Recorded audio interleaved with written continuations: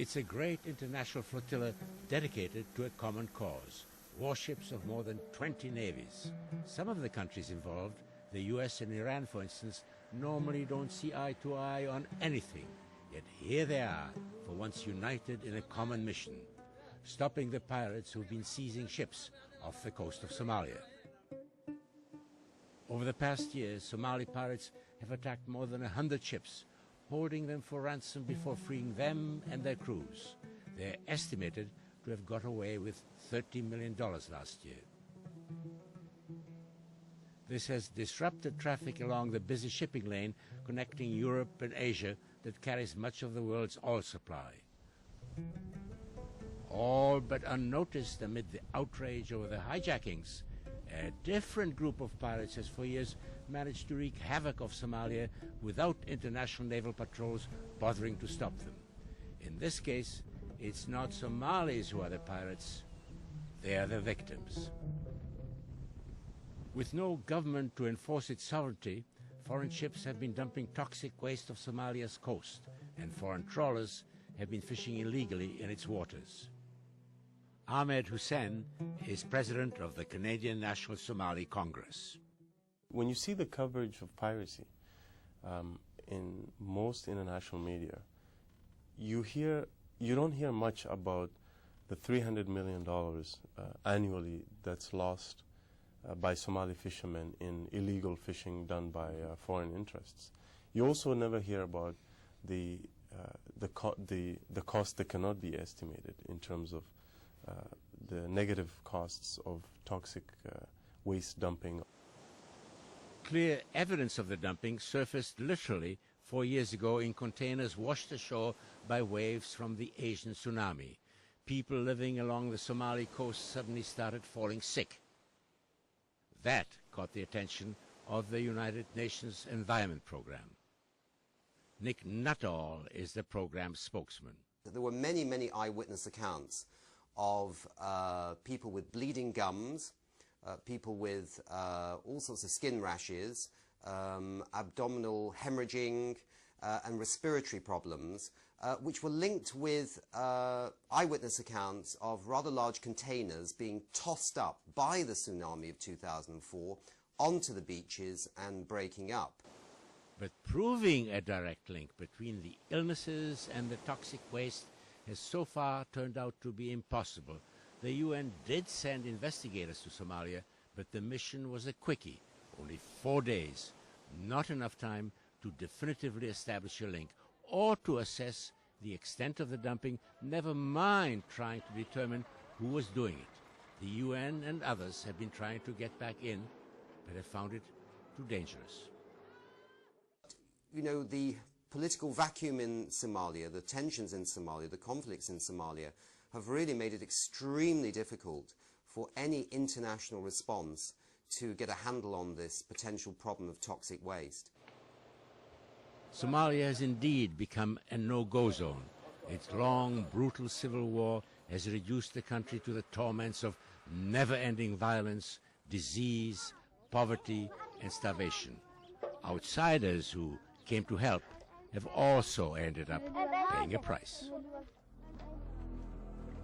Just think of the humiliating U.S. retreat from Somalia in '93 in the aftermath of Black Hawk Down, the incident in which a Somali mob killed 18 American soldiers from a downed helicopter.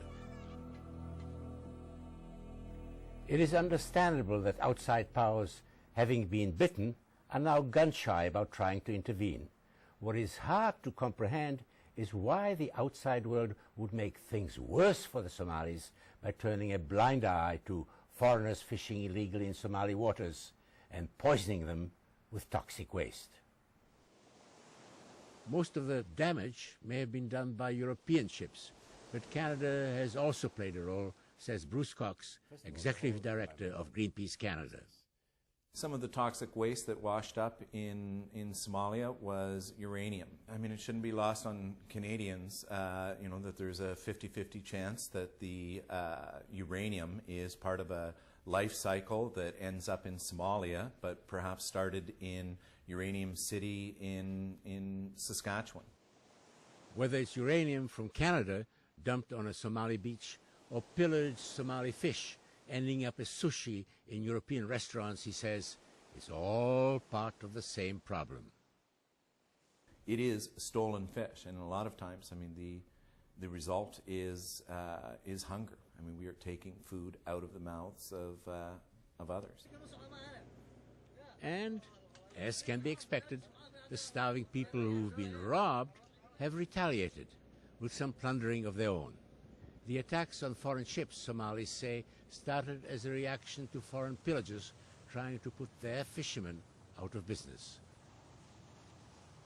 And so these Somali fishermen got angry and started to arm themselves and start to basically try to chase away these foreign trawlers who were wrongly fishing within the Somali territorial zone. In the absence of any authority, they saw themselves as acting as an informal coast guard. And after a period of time, the Somali fishermen had it, and they had started taking some of these vessels and demanding a tax. The amounts of money that they were starting to get from these fishing trawlers that were hijacked was so much that they put two and two together and figured, wait a second, why are we doing this small-scale fishing operation when we can start to make a lot of money? So it sort of started to dawn on them that they could turn this into industry, at least some of them. And so, you know, that was the beginning of piracy. The Somali pirates did it, at least in the beginning, out of desperation. The intruders who took over the fishing in their waters did it out of sheer greed. The illegal fishing brought in huge profits.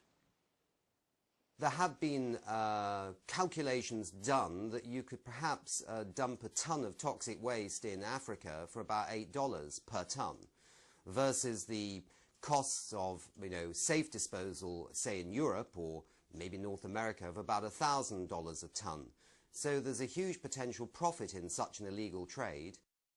It makes the $3 million paid to the pirates who held a Saudi oil tanker for 2 months look like chump change.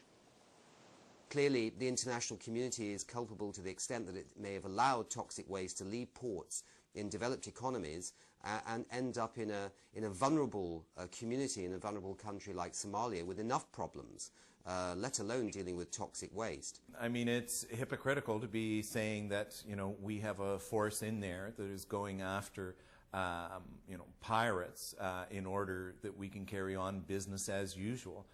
The developed world has indeed turned a blind eye, so much so that we don't really know how much or even whether the pillaging is still going on in Somali waters. If it has stopped, you can be sure that the plunderers can find other vulnerable African coastal states in which to carry on their dirty business. That's Somalia's and Africa's tragedy and our shame. Joe Schlesinger, CBC News, Toronto.